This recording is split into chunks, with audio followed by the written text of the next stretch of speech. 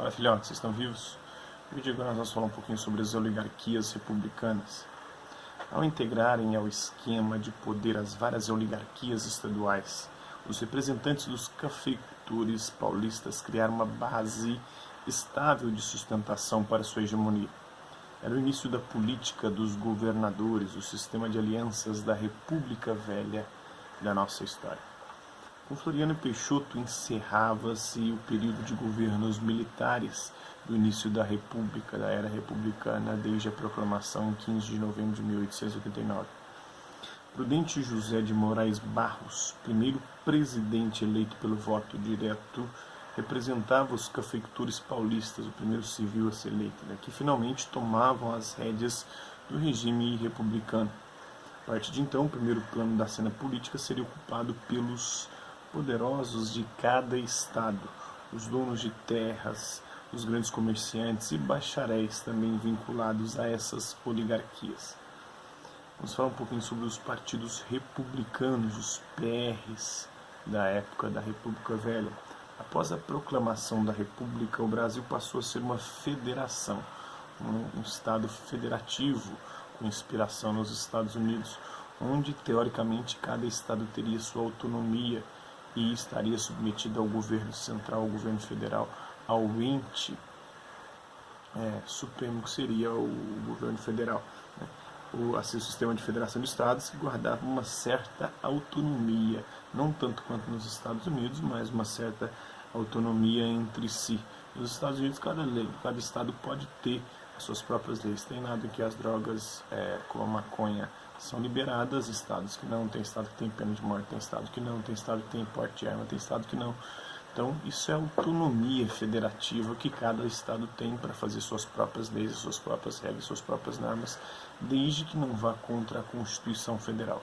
Mas como a nossa Constituição Federal ela é pantagruélica, cheia de leis, de vários descritores lá que acabam limitando a ação dos estados e não deixando autonomia para que eles funcionem de forma livre e independente. Então, refletindo essa situação, os partidos políticos deixaram de ser nacionais para se organizarem dentro das fronteiras de cada estado. Assim surgiram os vários PRs de cada estado, os partidos republicanos, que defendiam os interesses fundamentais das oligarquias. Oligarquia é uma palavra de origem grega que significa governo de alguns, e alguns abastados, a pequena elite, as oligarquias, no caso aqui, oligarquias regionais, especiais, como já disse, os donos de terra, os grandes fazendeiros, os grandes comerciantes, os bacharéis e outras pessoas de destaque ligadas a essas oligarquias. Tanto a federação, a autonomia e a independência dos estados, quanto o seu respectivo modelo de organização partidária expressavam as divergências entre esses grupos que dominavam a economia e a política nacional. Cafeicultores paulistas, donos de engenho do Nordeste, ou estancieiros, donos de estâncias do sul do país, que vendiam o charque, a carne, tinham interesses diferentes, muitas vezes antagônicos, opostos, contraditórios. Por isso eram incapazes de integrar um mesmo partido.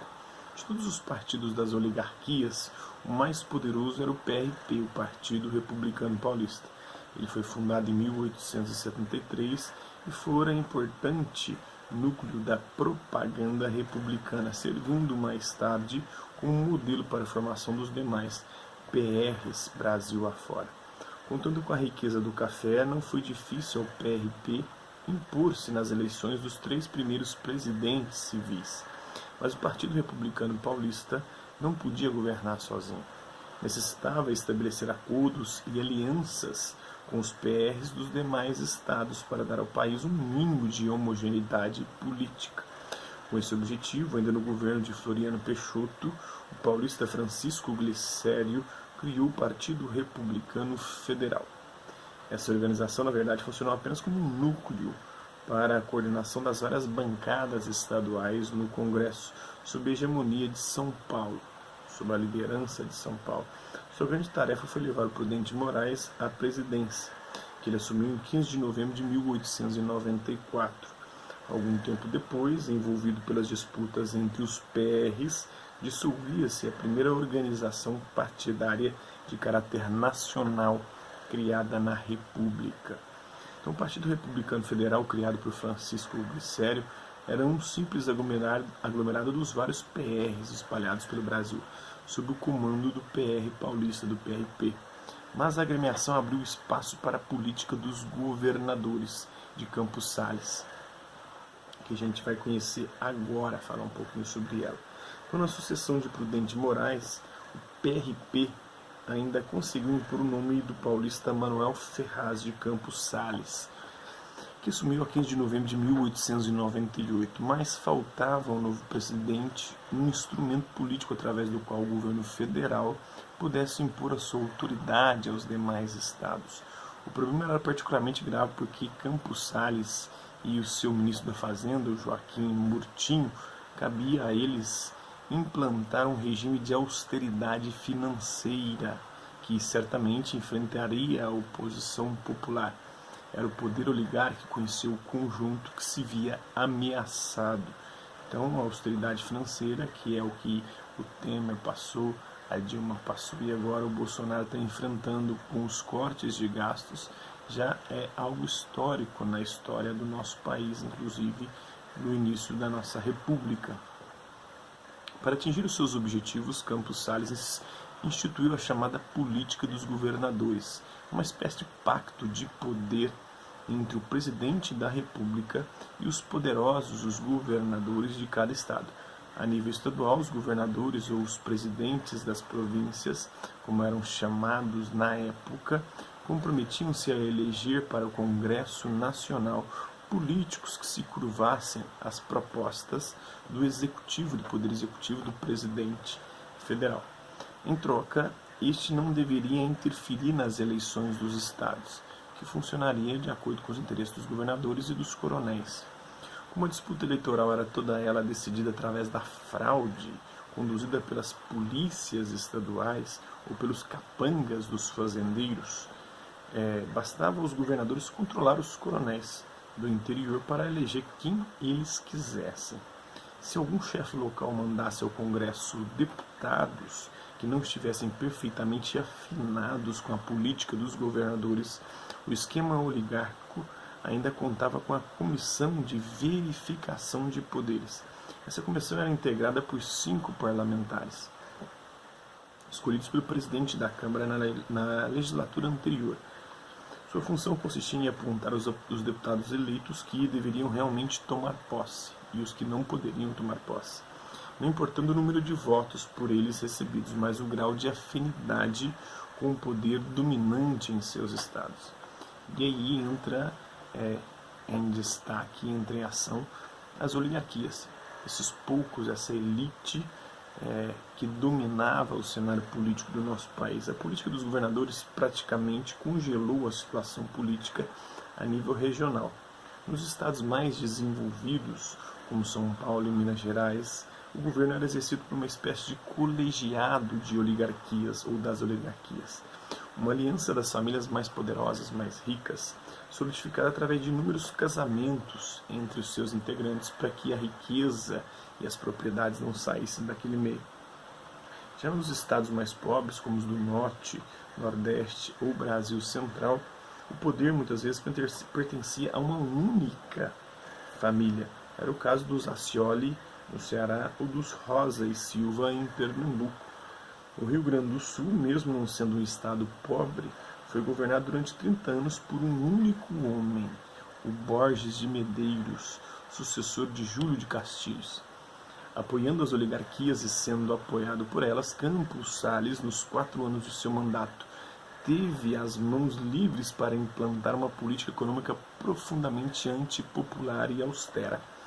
A 15 de novembro de 1902, o trem que levava de volta a São Paulo foi apedrejado no Rio de Janeiro por uma grande multidão revoltada com o desemprego, com a crise econômica, com a carestia. Pouco antes, o Francisco de Paula Rodrigues Alves havia assumido o governo da República.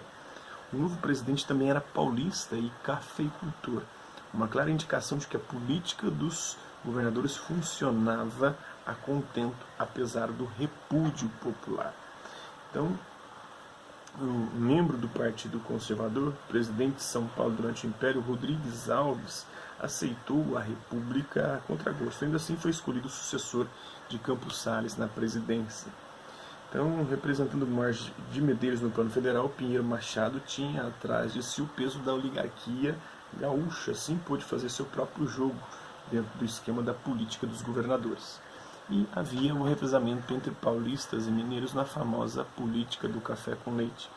Rodrigues Alves ele herdou uma economia estabelecida e muito dinheiro em caixa, porque a austeridade do governo anterior permitiu isso. Assim, pôde realizar um amplo programa de obras públicas, remodelando o Rio de Janeiro e saneando a cidade através de programas de saúde conduzidos pelo médico Oswaldo Cruz.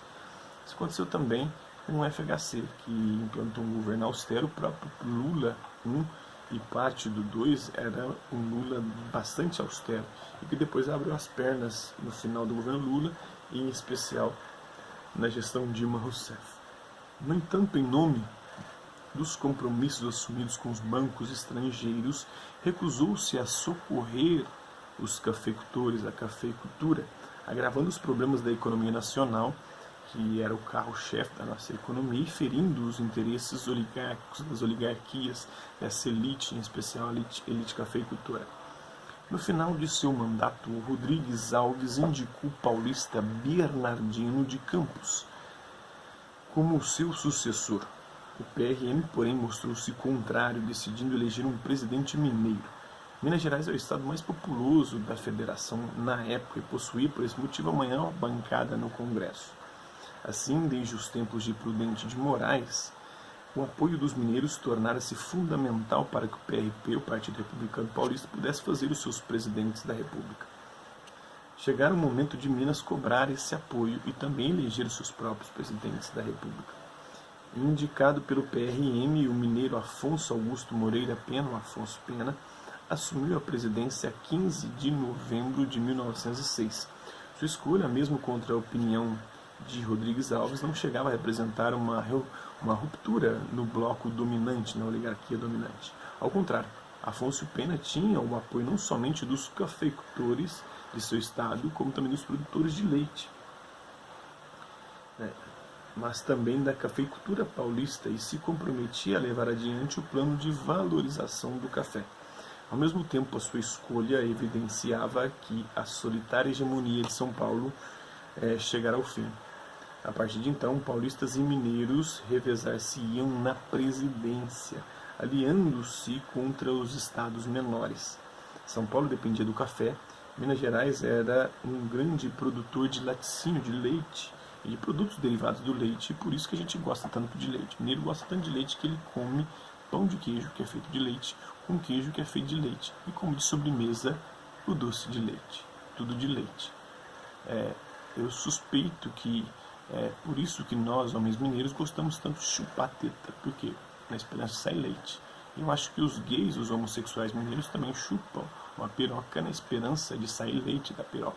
O próprio Aécio Neves, ele cheira a pó cocaína, não por vício em cocaína, mas porque ele acha que aquilo é leite em pó. E o mineiro, ficou famoso na história justamente por causa dessa política, Minas Gerais, por causa da política do café com leite. O novo esquema de poder passou a ser conhecido como política do café com leite. O mineiro de Santa Bárbara, Afonso Pena, era o vice-presidente Rodrigues Alves. Subiu a presidência comprometida com os interesses dos cafeicultores, tanto paulistas quanto mineiros, e também com os produtores de leite, de laticínios de Minas Gerais. Então, isso é um pouquinho da história do nosso país, das oligarquias. Espero que vocês tenham gostado do vídeo. Quem curtiu, dá um like. Quem não curtiu, dá um dislike. Quem se interessar pelo conteúdo do canal, é só se inscrever, ativar o sininho e guardar os próximos vídeos e as próximas notificações. Deixe aí também o seu comentário, dizendo o que você tem achado dos vídeos e sugestões de temas e assuntos para os próximos vídeos. E perguntas também que eu possa, eventualmente, no futuro vir a respondê-las. É isso aí. Hasta la vista, babies. E até a próxima.